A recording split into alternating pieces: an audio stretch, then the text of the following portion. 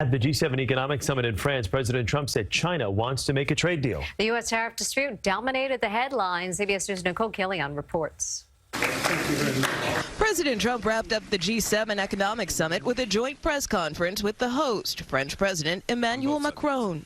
Les discussions qui sont en cours. The discussions underway between China and the United States of America, obviously, as we clearly see, create uncertainty, which disturb markets and investors. President Trump injected hope into the markets when he said China called overnight wanting to resume negotiations. The vice chairman of China came out that he wants to see a deal made. He wants it to be made under calm conditions, using the word calm.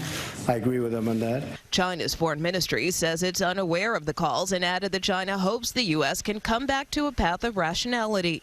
Global markets plummeted last week after President Trump announced more tariffs on Chinese goods. The president did say he was having second thoughts about the trade war, but the White House says his only regret is that he didn't impose even higher tariffs. President Trump insists these moves will win a better deal with China. And I think it was necessary to go through this, you would say a rough patch, but I'd say maybe much more than a rough patch. And he says he would like to see U.S. companies leave China if necessary. If we don't make a deal, I'd like to see them leave China. Absolutely. If we make a deal, I'd like to see them stay there and do a great job. The president claims some U.S. companies have already pulled out of China, costing that country more than 3 million jobs.